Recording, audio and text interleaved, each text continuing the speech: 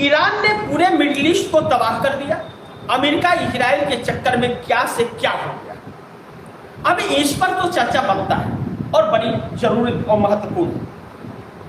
हालांकि 7:30 बजे के कार्यक्रम में आप दर्शकों को मैं स्पेशल रिपोर्ट व फुटेज दिखाऊंगा जो अन्य अन्य जगहों से एकत्रित किया गया है, जो आप दर्शक देख करके चौंकने वाले हैं। और भारत का क्या हाल होने वाला, हर्ष होने वाला है, वह भी उस रिपोर्ट में 7:30 बजे की स्पेशल रिपोर्ट में आप दर्शकों को मैं बताऊंगा।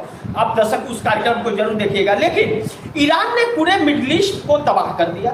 अमेरिका इजराइल के चक्कर में क्या से क्या हो गया। लेकिन पहले मैं आप दर्शकों को वह चीज दिखाऊं जो आप दर्शकों को जानना बहुत जरूरी है, क्योंकि नरेंद्र मोदी सरकार ने कहां से कहां इस देश को पहुंचा दिया। हरमुज जिसका जिक्र लगातार हो रहा है।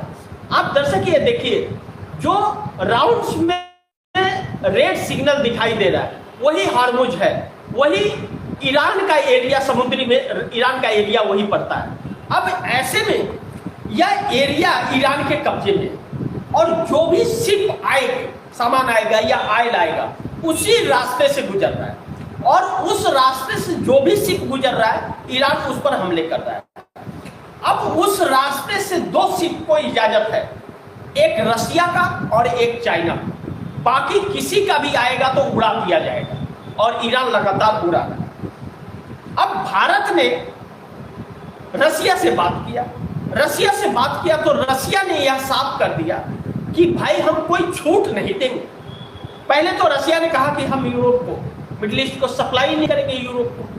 अब नहीं करेंगे, हवा टाइट हो गई।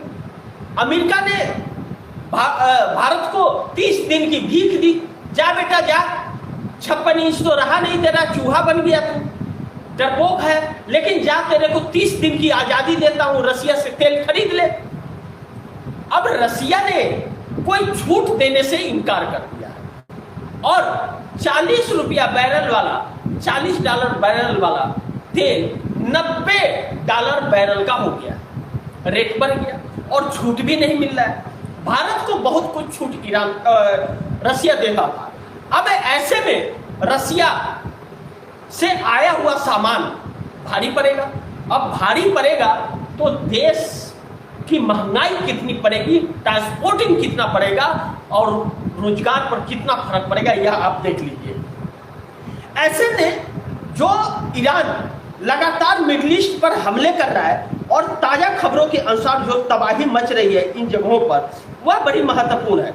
उसमें वह जगह आ रहे हैं US military base in middle east, जो तबाही मचाई है ईरान ने तुर्की के अंदर, सीरिया के अंदर, इराक के अंदर, जॉर्डन के अंदर, कुवैत और बहरीन, कतर, यूएई और सऊदी अरेबिया को मारा है, एकदम पूरी तरह से तबाह कर दिया है। इसका एक आप दर्शकों को मैं बताऊं कि कितना इन लोगों को अभी तक नुकसान हो गया है, तो आप दर्शक बड़ी चौंक जाएंगे।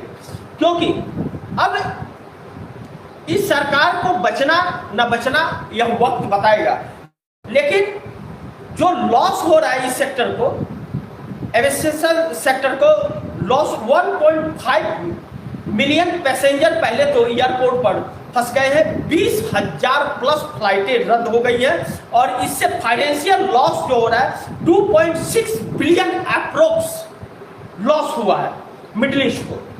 अब इसके आगे आप दर्शक और भी अब चौंकने वाले हैं।